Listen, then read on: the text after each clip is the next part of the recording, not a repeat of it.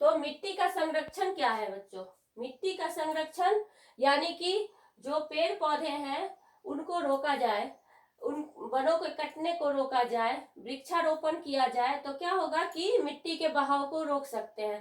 संरक्षण यानी कि मृदा अपरदन को रोकना, संरक्षित करना, मिट्टी को संरक्षित करना, उसको रोकना। तो इसमें कुछ महत्वपूर्ण पॉइंट मैंने लिखे हैं यहाँ पे, उसे मैं एक एक करके बता रही हूँ।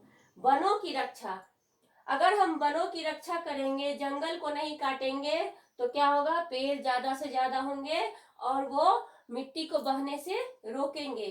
दूसरा है वृक्षारोपण। वृक्षारोपण यानी कि ज्यादा से ज्यादा पेड़ लगाएंगे तो उसकी जड़ों के द्वारा मिट्टी का बहना रुक सकता है।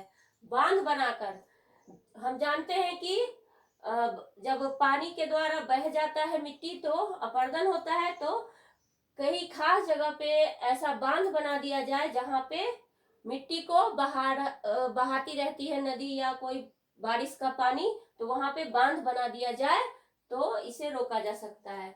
या फिर बाढ़ नियंत्रण, बाढ़ नियंत्रण की योजनाएं चलाकर पर नियंत्रण करके मिट्टी के अपरदन को रोक सकते हैं।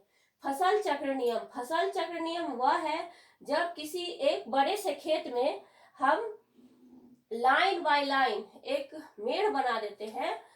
वो इस तरह का होता है, ऐसे लाइन बाय लाइन, और इस क्षेत्र में एक साल खेती किया जाता है और ये क्षेत्र खाली रखा जाता है ताकि अगले साल इस दोनों क्षेत्रों में खेती किया जा सके।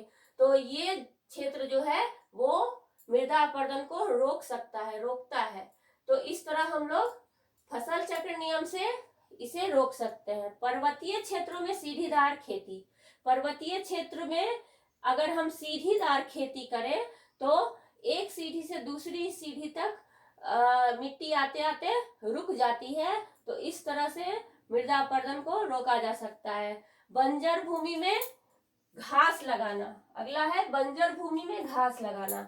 अगर कोई भूमि बंजर है वहां पर अगर हम घास लगा दें तो घास के कारण क्या होता है कि पानी रुक सकता है बहने से, जिससे क्या होता है कि मिट्टी भी रोकी जा सकती है बहने से। पर्वतीय ढलानों पर पेड़ लगाना, जहाँ पे ऐसे पर्वत है वहां पर अगर पेड़ लगा दिया जाए तो क्या होगा कि वहां की बारिश के पानी से मिट्टी का बहाव नहीं होगा, कम होगा। तो इस तरह से पर्वतीय ढलानों पर पेड़ लगाकर भी हम लोग मृदा अपरदन को रोक सकते हैं। खेती के वैज्ञानिक तकनीकी को अपनाकर, खेती के बहुत सारे अभी वैज्ञानिक तकनीक निकल गए हैं जिसको अपनाकर भी हम लोग मृदा अपरदन को रोक सकते हैं, इसका संरक्षण कर सकते हैं। कुछ जैविक खाद का प्रयोग करके भी हम मृदा संरक्षण कर सकते हैं। तो इस तरह कुछ खास पॉइंटों को मैंने लिखा है। इसके अलावा भी बहुत सारे संरक्षण के नियम हैं और आप लोग से भी बच्चों से है ये विनती कि अपने परिवार को, अपने घरों में सबको बताएं कि हमें मृदा का संरक्षण करना चाहिए। तो अगले वीडियो में हम लोग मिलते हैं किस टॉपिक के साथ?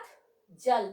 अगले टॉपिक में हम लोग जल के साथ मिलते हैं। जल टॉपिक को अगले वीडियो में देखेंगे। तब तक के लिए बाय बाय।